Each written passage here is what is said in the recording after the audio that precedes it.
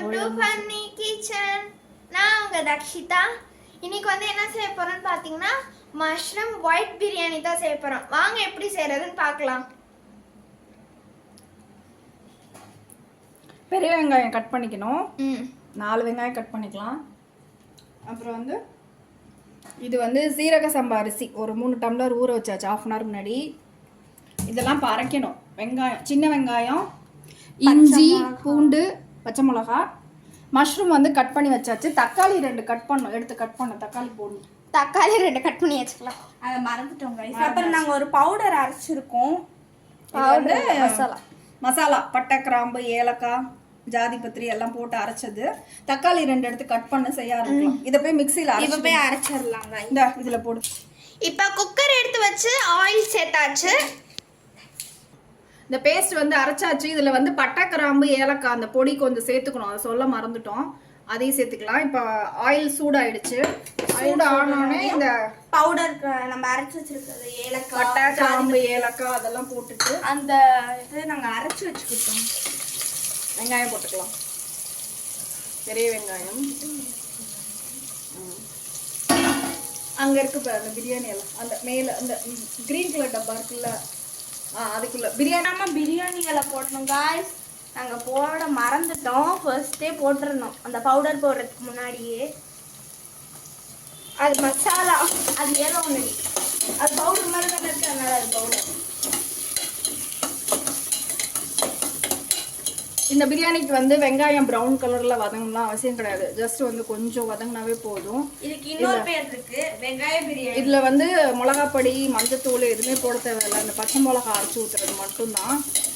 White biryani. ஆமா, white biryani.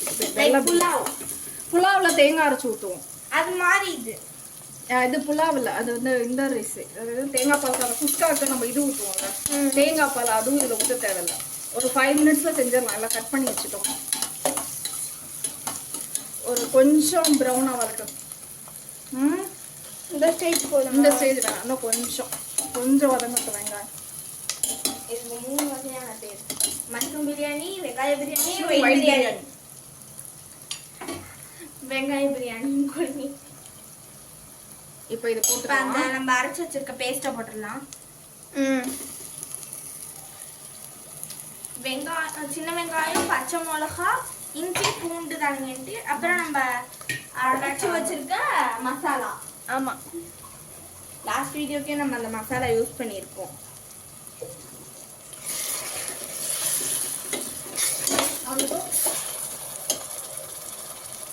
லைட்டாக water add பண்ணிக்கலாம்.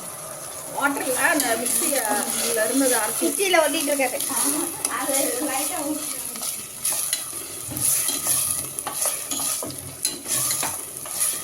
வதங்கட்டும். வதங்கையிலே தக்காளி போட்டுக்கலாம். சும்மா ஒரு 2 தக்காளி போதும்.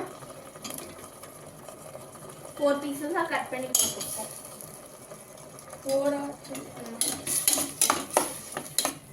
ஒரு 5 மினிட்ஸ் அப்படியே வதங்கட்டும். அதுலேயே புதினா கொத்தமல்லி போட்டுடலாம்.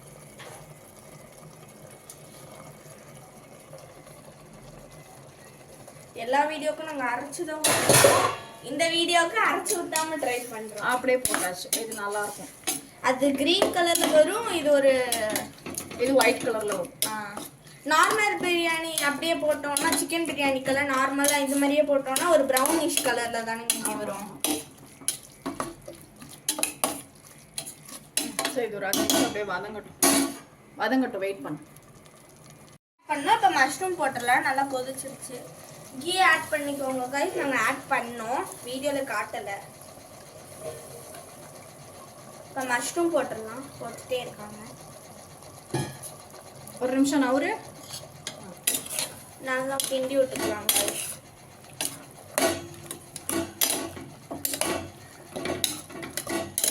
ஈஸியாக இது லோ ஃப்ளேமில் வைக்கணுமா, ஹை ஃப்ளேமில்? ஹை ஃப்ளேமில் வச்சுக்கலாம். நார்மலாக மஷ்ரூம் லைட்டாக.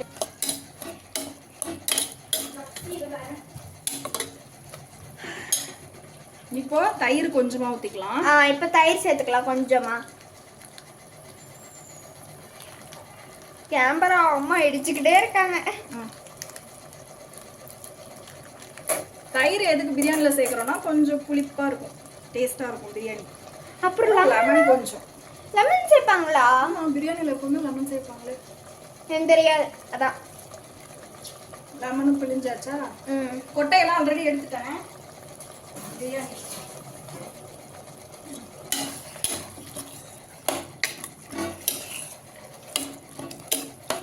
போட்டாச்சா? இப்போ வந்து இப்போ நம்ம தேவையான அளவுக்கு சால்ட்டு உப்பு போட்டுக்கலாம்.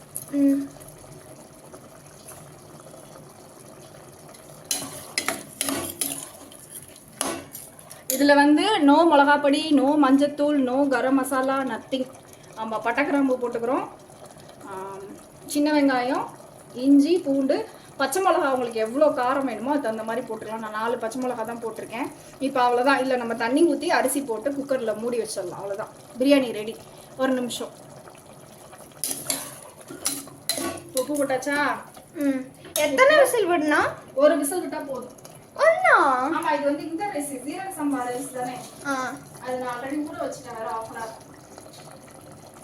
வீட்டில் கரண்ட் இல்லை கைஸ், 10 வாட்டி விட்டு விட்டு வந்துச்சு. ஆமாம், இல்லாட்டி நாங்கள் சீக்கிரமே செஞ்சுட்டு போனேன். காலையிலேருந்து எவ்வளோ நேரம் கரண்ட். சீரக சம்பா ரைஸ் வந்து ½ hour வந்து ஊற வச்சுருக்கேன். ஸோ அது இதில் போட்டுக்கலாம்.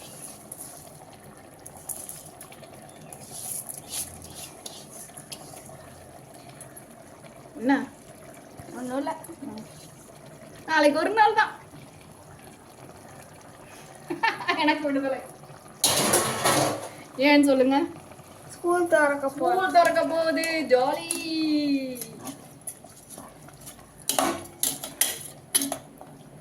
ஸ்கூல் திறந்து எக்ஸாம் வரைக்கும் தான் கைஸ் நான் வீடியோக்கு வர இப்போ முடியும். வந்து நம்ம இப்போ இந்த டம்ளர்ல வந்து 3 டம்ளர் அரிசி வச்சிருக்கேன்னா, ஒரு டம்ளர் அரிசிக்கு 1½ டம்ளர் தண்ணி வச்சா போதும். அப்போ 3 டம்ளர் அரிசிக்கு 4½ டம்ளர் தண்ணி ஊற்றிக்கலாம். ஆல்ரெடி அதில் கொஞ்சம் தண்ணி இருக்கு, அதனால நம்ம 4 டம்ளர் ஊற்றுவோம் போதும். 1 2 3 4 போதும். போட்டாச்சா?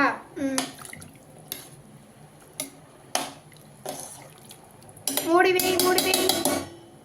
நெய் வந்து நான் ஆல்ரெடி ஆட் பண்ணிட்டோம், நீங்கள் வேணும்னா ஆட் பண்ணிக்கலாம் பிரியாணிக்கு. எஸ். எங்க குக்கர் மூடி?